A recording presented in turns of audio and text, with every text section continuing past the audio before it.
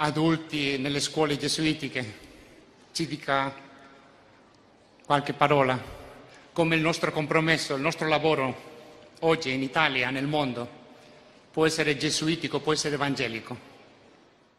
Coinvolgersi nella politica è un obbligo per un cristiano.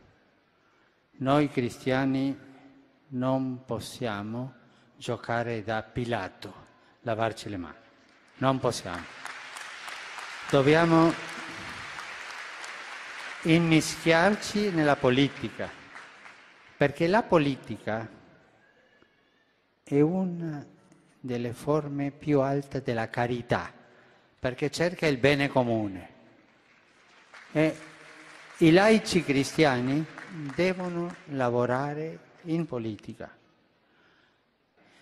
La politica è troppo sporcata, ma io mi domando, è sporcata perché? Perché i cristiani non si sono mischiati con lo spirito evangelico? Quella è una domanda che ti lascio. È facile dire la colpa di quello, ma io cosa faccio, no? Ma è un dovere.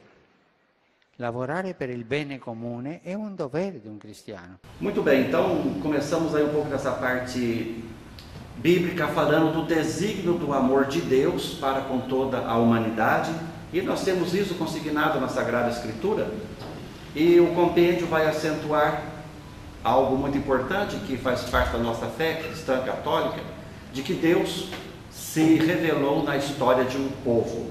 Deus se dignou revelar na história de um povo.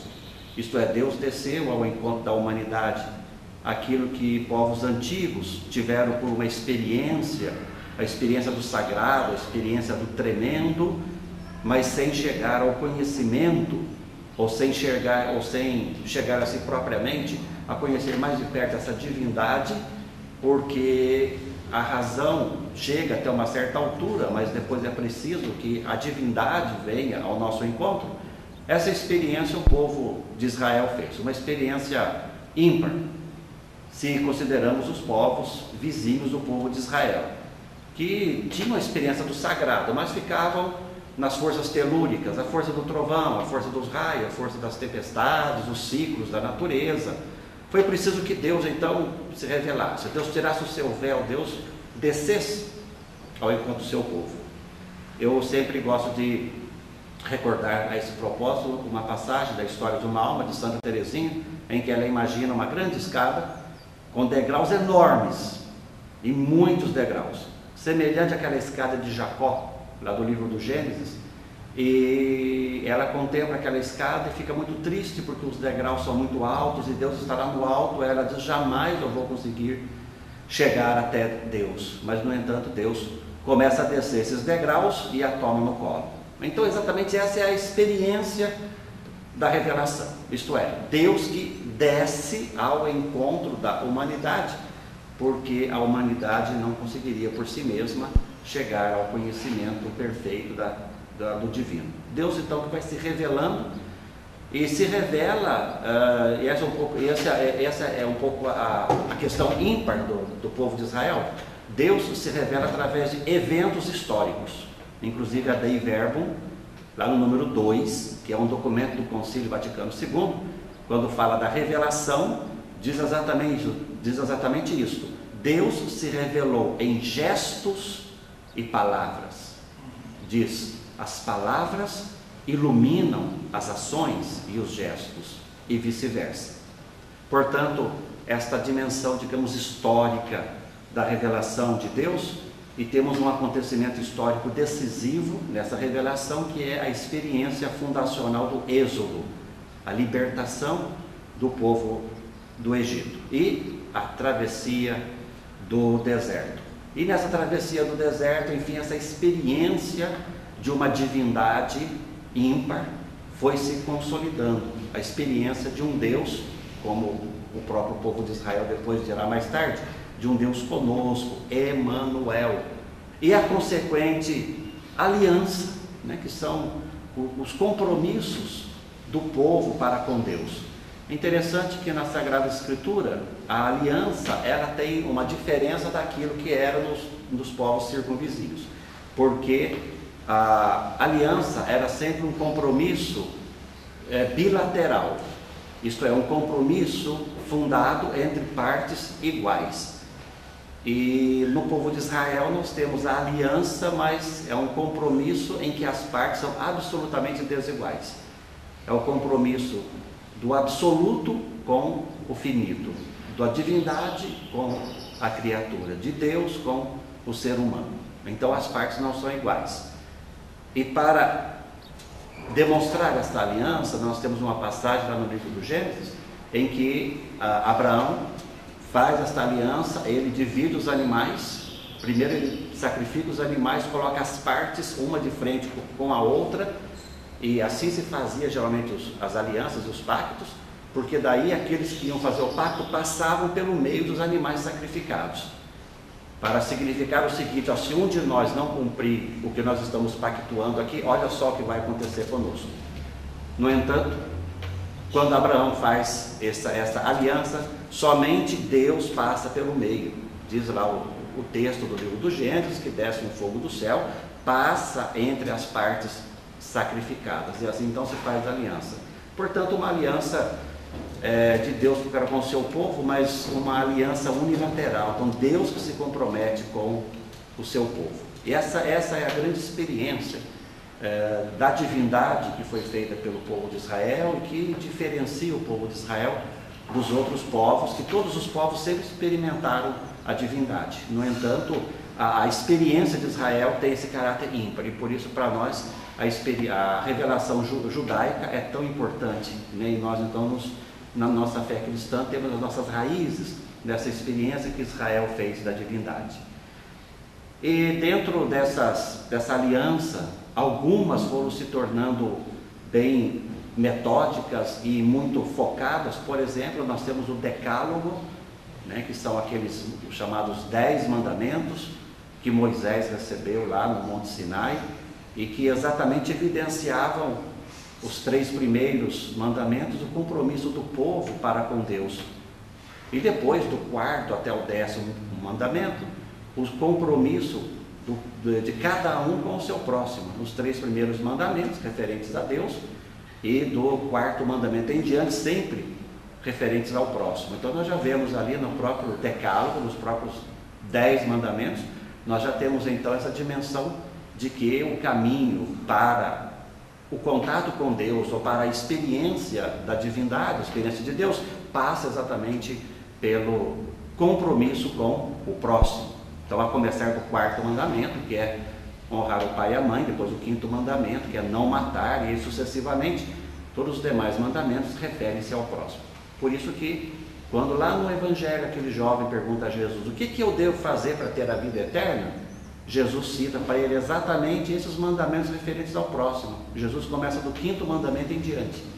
Não é porque, o que eu faço para ter a vida eterna? Jesus diz: vá ao templo todo sábado, faça os sacrifícios prescritos pela lei, dê o dízimo conforme Moisés prescreveu. Não, Jesus cita exatamente os mandamentos, aquela parte dos mandamentos referentes ao próximo, exatamente para evidenciar isso, né? Que o caminho para Deus passa exatamente através do próximo.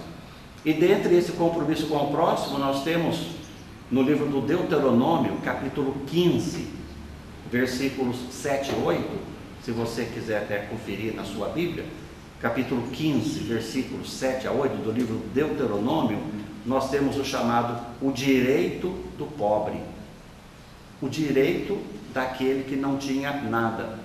O que é, como que podemos compreender a justiça?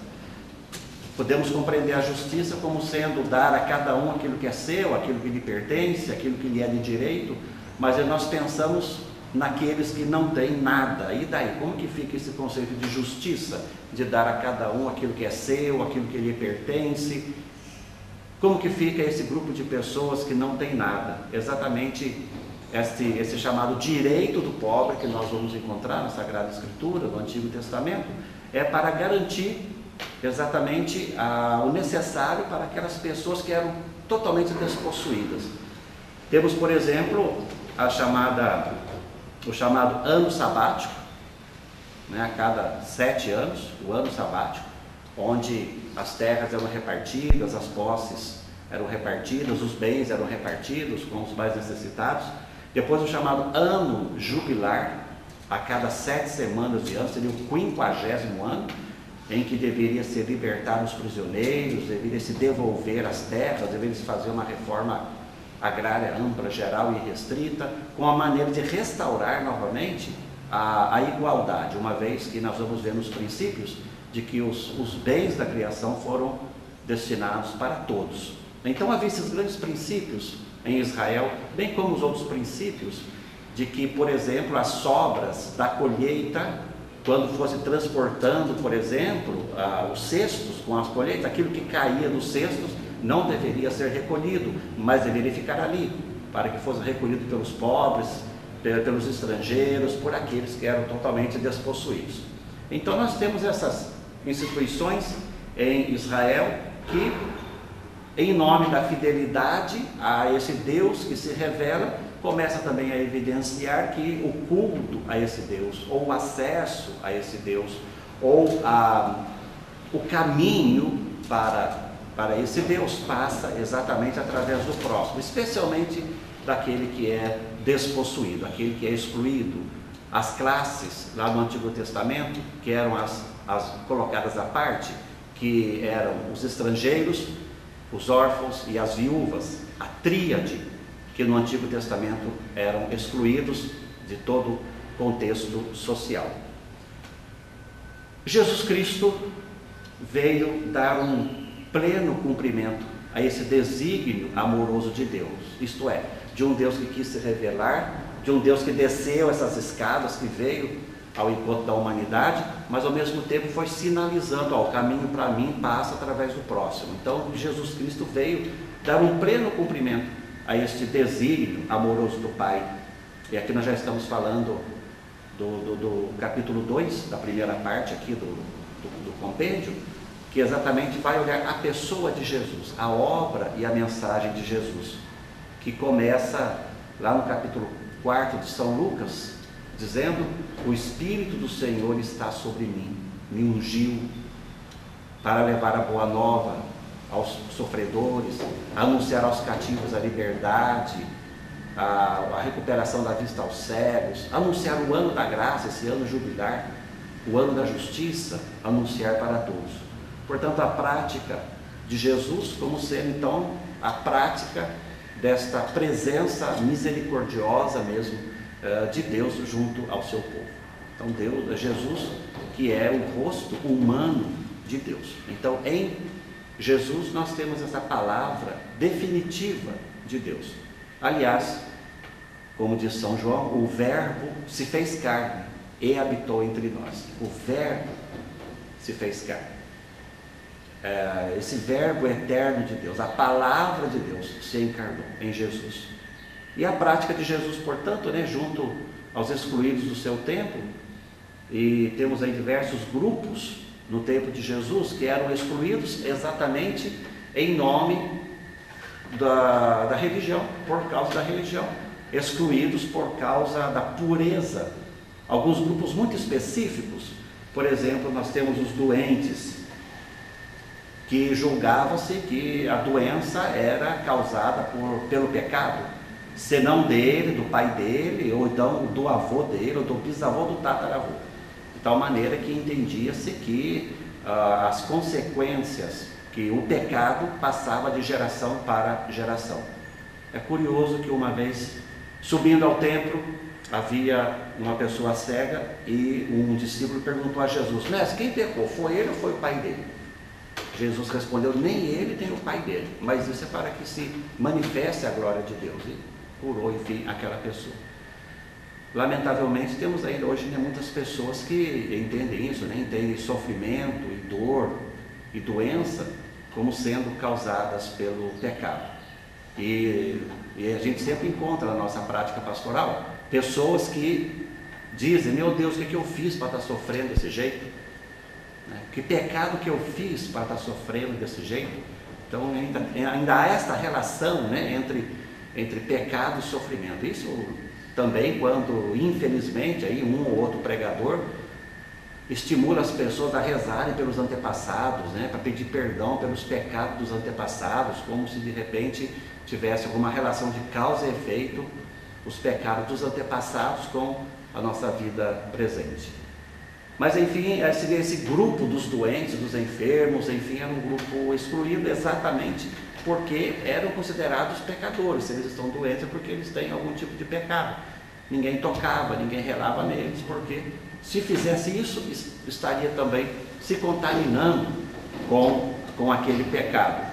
É curioso a gente ver no Evangelho que quando Jesus realiza alguma cura, Jesus sempre faz questão de tocar na pessoa. Põe a mão no ombro, põe a mão no olho, toca na língua. Talvez esse fato de Jesus tocar na pessoa, toca no leproso, o fato de tocar naquela pessoa talvez seja até mais importante do que a própria cura em si. Por quê? Porque um doente ou um leproso, ninguém relava a mão dele. Um leproso, pior ainda, que ele era excluído absolutamente da vida social. E de repente alguém põe a mão no meu ombro, dá um abraço em mim, certamente alguém tocou em mim, seria até mais importante do que a própria cura. Eu imagino até que essa pessoa, mesmo se não fosse curada, voltaria muito feliz para a casa dela, porque alguém pôs a mão no meu ombro, alguém me deu um abraço, enfim, era a atitude de Jesus para com os doentes. E uma outra classe que era excluída no tempo de Jesus era a classe dos publicanos, né? Aqueles que eram colaboracionistas, os romanos, os cobradores de impostos. E esses cobradores de impostos eram odiados exatamente porque tiravam dos seus conterrâneos e recolhiam para o Império Romano. O Império Romano tinha essa prática de domínio, né? Ele respeitava as leis locais, respeitava a religião local, não interferia na vida, na organização social, mas deixava lá uma legião de soldados e tentava conseguir das próprias pessoas do lugar, pessoas que pudessem ser seus colaboradores. E esses intermediários entre os romanos e o povo, claro, ganhavam muito. Zaqueu, por exemplo, diz que ganhava 4 vezes mais do que ele cobrava. Aquilo que ele cobrava tinha a taxa, tinha o franchising, que ele devia pagar ao Império Romano, ele cobrava a mais, e esse a mais, ou esse plus, era exatamente o que ele embolsava. Quando Zaqueu se converte, lá no capítulo 19 de Lucas, ele diz: se eu roubei alguém, eu vou dar metade dos meus bens, e para aqueles que eu roubei, eu vou devolver 4 vezes mais.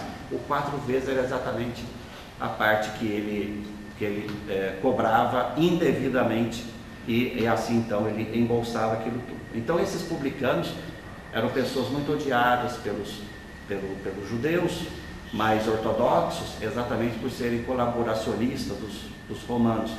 E Jesus tinha uma prática de misericórdia para com essas pessoas, chamou um desses para ser discípulo, como vemos lá no Evangelho de Mateus, foi na casa de Mateus, onde houve um jantar, e lá estavam todos os cobradores de impostos reunidos para aquele jantar, o que causou um grande escândalo para os judeus, para os mais ortodoxos, para os fariseus, a ponto de dizerem para os discípulos de Jesus: como é que pode o vosso mestre comer com esse tipo de gente? Aí Jesus então, respondendo a eles, né, mas são os doentes que precisam de médico, não são os, né? Ide aprender, eu quero misericórdia, não sacrifícios. Então Jesus tinha essa prática também muito aberta, de se relacionar com essas pessoas que eram excluídas da classe da época, exatamente por causa desse seu aspecto colaboracionista com os romanos. As mulheres eram um verdadeiro tabu, e vemos pelo Evangelho a liberdade que Jesus tinha no relacionamento com as mulheres. Algumas mulheres o seguiam de perto, ajudavam-no com seus bens. Jesus conversava com as mulheres, sentou na beira do poço, conversou com uma mulher na beira do poço, uma samaritana. Além de ser mulher, ainda era samaritana, duplamente excluída, primeiro pelo gênero e depois pela sua etnia, por pertencer a esse grupo que ficava no centro da Palestina, na região da Samaria, que era também um povo mal considerado pelos mais ortodoxos. E Jesus então deu toda a atenção para aquela mulher e conversou com ela, e curou a sogra de Pedro, tomou pela mão. Então a gente vê a atitude de Jesus muito... Pronto, agora vai. Quantos minutos de gravação? Vai, Está com quantos minutos? Só está com 20 minutos ainda. Tá ótimo, excelente. Mas que coisas fantásticas esse sujeito fez, não? Nossa. Pode continuar. Então essa liberdade, né, que Jesus tinha para com as mulheres, a ponto de, num jantar, uma prostituta entrar na sala, estava sendo oferecido o jantar, e vir beijar os seus pés, e lavando os seus pés com lágrimas, enxugando com os cabelos. Então essa prática assim, misericórdia, né, de Jesus para com esse grupo também tão discriminado que eram as mulheres. E também as crianças. A gente vê no Evangelho muitas atitudes misericordiosas e amorosas, carinhosas de Jesus com as crianças. As crianças que até os 12 anos eram desconsideradas pela lei, e era uma coisa assim inaudita um homem conversar com uma criança ou dar atenção a uma criança. E a gente vê diversos trechos do Evangelho onde Jesus se aproxima das crianças, acolhe, abraça, inclusive põe a criança no meio dos discípulos, apresenta as crianças como sendo modelo para os seus discípulos. Portanto, também essa sua atitude muito livre, muito carinhosa para com as crianças. É por isso que o documento de Aparecida, referindo-se à opção pelos pobres, vai dizer que a opção preferencial pelos pobres está implícita na fé cristológica. É o número 392 do documento de Aparecida, número 392. A opção preferencial pelos pobres está implícita na fé cristológica. Bento XVI disse na sua missa de abertura da Conferência de Aparecida que não se pode seguir Jesus Cristo e ao mesmo tempo não se ter essa opção, essa atenção carinhosa para com os mais pobres, porque isso está implícito na fé cristológica. E o documento do Vaticano II, a respeito dos bispos, Christus Dominus, vai dizer lá que aos bispos é confiado o cuidado dos pobres. Aos bispos é confiado o cuidado dos pobres. E na ordenação episcopal, num determinado momento, isso é dito explicitamente para quem está sendo ordenado: a você é confiado o cuidado dos pobres. Portanto, não é assim à toa que a igreja faz essa opção preferencial pelos pobres. João Paulo II vai dizer na Novo Milênio Ineunte, a sua encíclica sobre o início do Novo Milênio, que os pobres deveriam sentir-se em casa na comunidade cristã, porque ela deveria ser acolhedora desses mais pobres.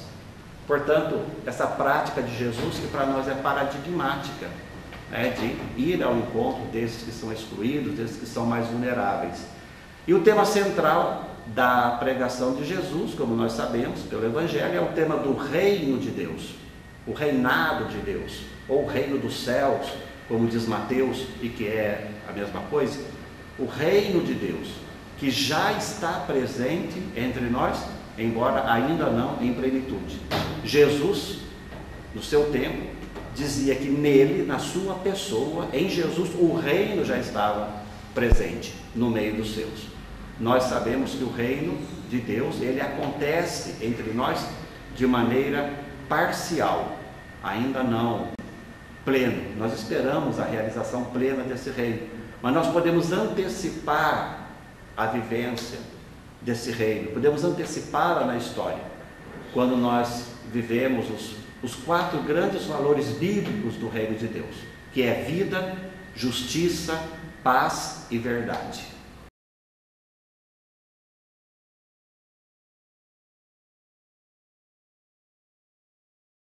No Evangelho temos uma passagem onde o rei dá uma grande festa, chama os convidados não aparecem, daí ele diz para o seu servo: sai pelas ruas, traz todo mundo que estiver na rua, já que os importantes não quiseram, traz aí pobres, coxos, aleijados, abre a porta para todos. E diz lá o Evangelho que a sala ficou repleta, Mas apareceu um lá, que não tinha veste nupcial. E o rei então disse para ele: amigo, como foi que você entrou aqui? Não é? Aquela pessoa não estava vestido. E aí chamou o servo e disse: coloque ele para fora, põe ele para fora. Então vejam, talvez essa imagem representativa de uma peça teatral possa ilustrar um pouco essa questão que é tão importante para a teologia latino-americana, de que nós já estamos ensaiando o reino de Deus nos seus 4 valores, quando promovemos a vida, a justiça, a paz, o amor. Nós estamos ensaiando a verdade, aliás, vida, justiça, paz e verdade, são os 4 valores. Nós já estamos ensaiando esse reino de Deus. Um dia nós vamos apresentá-lo definitivamente, e quando chegar lá, nós já estaremos afiados para entrar nesse reino. Bom, continuando a nossa conversa, estamos ainda no capítulo 1 do compêndio de doutrina social da igreja, que fala desse desígnio amoroso de Deus para com toda a humanidade.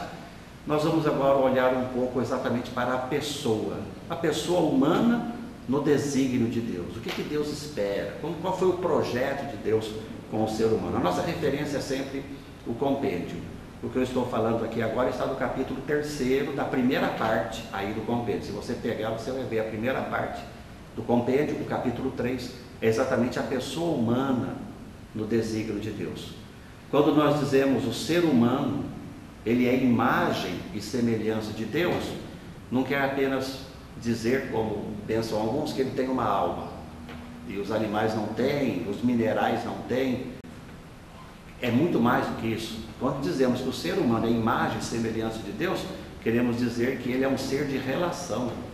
Assim como Deus revelou-se na história do povo de Israel, e mais ainda em Jesus, Deus revelou-se como relação, Pai, Filho, Espírito Santo. Também o ser humano é um ser de relação, né? Nós somos seres de comunhão, inclusive antropologicamente, fisiologicamente, nós somos seres de comunhão, porque se nós formos pensar, nós olhamos para frente, nós falamos para frente, a gente está voltado para os outros. Ninguém enxerga-se a si mesmo. Se você quiser enxergar a si mesmo, tem que olhar no espelho, porque vejo que nós somos voltados para os outros. Isso exatamente evidencia esta nossa semelhança de Deus. Assim como Deus é relação, também nós o somos. Nesse sentido que nós dizemos que pessoa é diferente de indivíduo. Pessoa é um conceito de relação, supõe relação. É a grande contribuição que a reflexão cristã deu para a civilização ocidental, e que hoje é usada em todas as áreas do saber, na psicologia, em todas as outras áreas. Uma contribuição que veio do cristianismo, esse conceito de pessoa como um ser de relação, diferente de indivíduo. Quando nós falamos em individualidade, estamos falando num conceito muito importante, que significa respeitar o jeitão de cada um, a maneira de ser, valorizar aquilo que a pessoa tem nas suas potencialidades. Só que não podemos confundir individualidade com individualismo, né? O individualismo, que é a grande praga da civilização ocidental, filha do capitalismo. O individualismo, isto vai contra aquilo que nós somos ontologicamente e também espiritualmente. Individualismo significa aquele famoso cada um para si, Deus para todos. Cada um cuida da sua vida, ado, cada um no seu quadrado, como diz aí uma música que é cantada por aí afora, ado, cada um no seu quadrado. Então esse individualismo, ele atenta contra aquilo que nós somos constitutivamente, seja como imagem de Deus, ou mesmo ontologicamente, como seres humanos, que nós somos feitos para a comunhão. Então essa onda individualista, ela desumaniza a pessoa. Por isso que nós temos que combater muito o individualismo, porque ele desumaniza o outro. Nós, para ser plenamente humanos, nós temos que ser solidários, ser abertos para os outros. Lá no livro do Gênesis, nós temos 2 narrações sobre a criação do ser humano. É curioso que às vezes ficamos ou só em uma ou só em outra e não atentamos que são duas narrações escritas em épocas distintas e também com uma teologia distinta uma da outra. O capítulo 1 lá do livro do Gênesis, onde se fala dos dias da criação. Primeiro dia Deus cria os grandes luminares, no segundo dia Deus cria, em terceiro dia e assim por diante. Cada dia Deus vai criando, vai realizando a sua obra, e ao final de cada dia, se você for conferir aí na sua Bíblia o capítulo 1, ao final de cada dia sempre termina com o seguinte bordão: e Deus viu que era bom. Aí vem o segundo dia e conclui dizendo: e Deus viu que era bom, e assim por diante. Quando chega no sexto dia da criação, diz: Deus os fez homem e mulher os criou, colocou-os no centro da criação.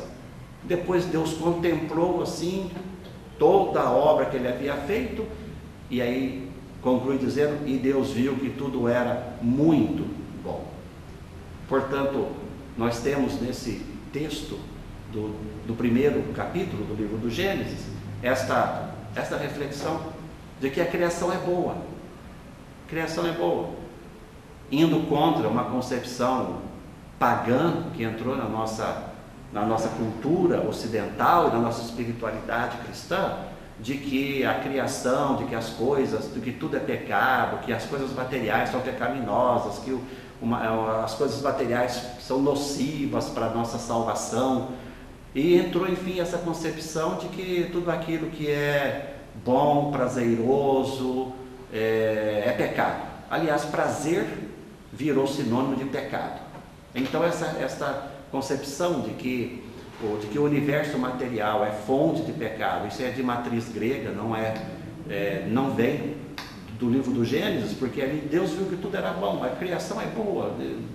E assim então nós olhamos todos os seres da criação como sendo frutos da bondade e do amor de Deus.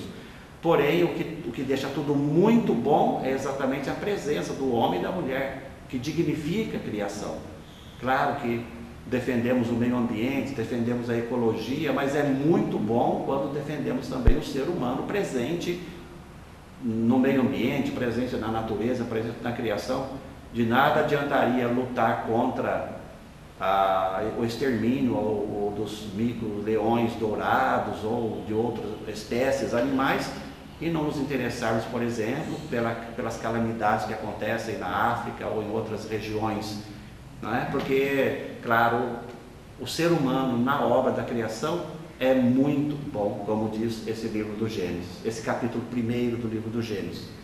Além do que ali nós vemos de que as coisas estão todas abaixo do ser humano. Acima do ser humano está somente Deus. Entre o ser humano e Deus não há nada. Isso nos ajuda também a purificar um pouco a nossa mente de alguns medos que a gente tem, medos de cristais, medos de forças ocultas, medos de feitiços e medos de astros e de outras coisas, né? Para dizer, esse capítulo 1 ensina isso: a criação é boa, e entre o ser humano e Deus, acima do ser humano tem somente Deus. Quando nós invertemos esta ordem, acontecem as calamidades.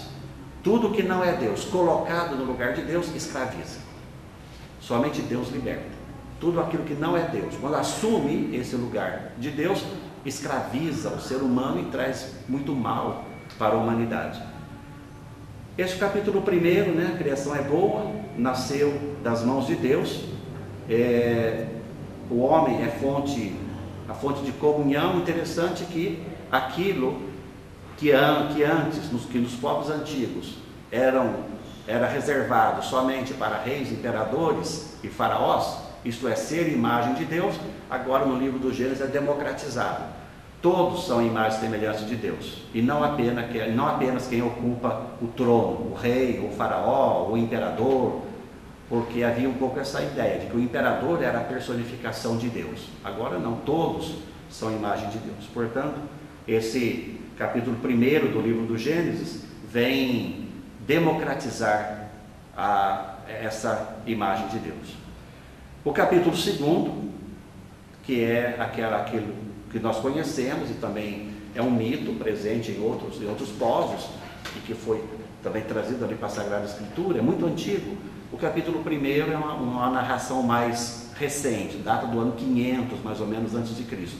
O capítulo 2, um pouco mais antigo, data do ano 1000 antes de Cristo, é um texto que vem dizer que o ser humano ele está na origem da criação, porque no capítulo 1 o homem e a mulher são os últimos a serem criados. Aqui não, aqui eles são os primeiros a serem criados, modelados do pó da terra, do barro da terra, e insuflado nas suas narinas o sopro da vida, no sopro de vida, e a partir dali então o homem começa a nomear todos os animais. Deus apresenta todos os animais para o homem, para que o homem dê nomes, aí escolha uma companhia para si, como sabemos lá pelo texto, ele não escolhe ninguém, nenhum daqueles animais, e aí depois de um sono, uma de suas costelas é tirada e criada a mulher, e aí sim, carne da minha carne, ossos dos meus ossos, se chamará mulher. Então essa centralidade, né, do ser humano no centro ali da criação, nomeando os animais, e na Bíblia dar nome significa exatamente você tomar posse, né, você ser dono, e é exatamente esse o mandamento que foi dado ao homem, né, dominar em todas as coisas. A palavra dominar vem de dominus, ser o Senhor, né, dominar, ser o Senhor, mas a referência aqui na Sagrada Escritura, quando diz dominai, ou seja, Senhor, é Deus, a referência é Deus. Então esse senhorio do ser humano sobre a natureza tem como referência o Criador. Infelizmente essa expressão dominai a natureza, ela foi mal compreendida, especialmente na filosofia moderna, por Descartes e outros mecanicistas, que entendiam dominar a natureza como se fosse alguma coisa mecânica, uma engenhoca, umas engrenagens que precisava ser friamente estudada, etc. Mas não é isso, quer dizer, o ser humano foi colocado para ser o gerente da criação, né? ser o lugar-tenente de Deus na criação, e não para usar e abusar da criação ao seu bel prazer. Então, o capítulo 2 também, né, do livro do Gênesis, falando dessa iminente dignidade que tem a pessoa humana. Se lá no capítulo 1, Deus viu que tudo era muito bom, com o ser humano presente no quadro da criação, no capítulo 2, então nós temos também nessa centralidade ali do homem e da mulher, nessa dimensão tão importante, comunhão de um e outro, né, de ambos, né, formarem somente uma só carne. E exatamente ali o homem e a mulher, no capítulo 2, visualizam muito essa dimensão de comunhão a qual o ser humano ao qual o ser humano é chamado, e que nós dizíamos, né, que é característico nosso ser comunhão. O pecado quebra essa comunhão, como vem relatar o capítulo 3, quando fala do pecado original. O pecado quebra essa comunhão, o homem acusa a mulher acusa o homem, ambos acusam a serpente, todos se desligam do Criador, escondem de Deus. Então olha como que o pecado quebra a comunhão, quebra a harmonia das pessoas entre si e das pessoas com o Criador. Portanto, nós temos no livro do Gênesis, alguns, e nessa dignidade da pessoa humana, como diz aqui o compêndio no seu número 40, você pode até conferir aí o número 40 do compêndio, número marginal, número 40, temos o que a gente chama dos fundamentos teológicos da responsabilidade ética, seja com o próximo, seja com a natureza. Então, se nós aqui refletimos muito rapidamente os capítulos 1 e 2, mas se olharmos para a teologia da criação, poderemos daqui então beber esses fundamentos teológicos para o cuidado com o próximo e também o cuidado com a natureza. Aliás, a palavra cuidado é muito importante, né? Cuidar, o cuidado não é simplesmente tome cuidado para não colocar a mão, tome cuidado para se machucar. O cuidado significa tomar conta, ter essa atitude, ter essa solicitude. Tem uma fábula que diz que o Júpiter, Uma fábula diz o seguinte, eu vou tentar lembrar essa fábula agora aqui espontaneamente para vocês, que o cuidado moldou do barro um boneco, aí veio Júpiter e soprou nas narinas desse boneco a vida. E aí então a Terra, Gaia, queria que o boneco se chamasse Gaia, porque foi feito da Terra, se chamasse Gaia. Júpiter queria que se chamasse Júpiter, porque foi ele que soprou o vento nas narinas daquele boneco. E o cuidado, claro que ele chamasse cuidado, porque foi ele que fez. Aí chamaram um outro deus, se eu não me engano foi Mercúrio, para que decidisse como que ia se chamar. E aí então a decisão foi a seguinte: Gaia, você deu o corpo para ele, dei. Então quando ele morrer você recebe de volta. O que você deu, você recebe de volta. Júpiter, você deu o sopro de vida, dei. Então quando ele morrer você recebe o sopro de volta. E ele vai se chamar cuidado, porque isso é a essência do ser humano. Então vejo que essa dimensão do cuidado é tão importante no capítulo 2 do livro do Gênesis, o cuidado com o outro, cuidado com a natureza, e como que o pecado vem quebrar exatamente essa ordem, esse projeto de Deus, como que é importante, essa dimensão do cuidado, hoje tão valorizada na nossa civilização ocidental. O que nós vamos concluir então, olhando para essa dignidade do ser humano, e é a conclusão aqui dos números 43 e 44 do compêndio, é que não é possível amar o próximo sem um empenho muito firme pelo bem de todos e de cada um, e também um empenho pelo cuidado com a criação, o cuidado com a natureza. Hoje uma dimensão tão importante, e nesse curso vocês vão ter oportunidade de refletir sobre essa questão exatamente da ecologia e do meio ambiente.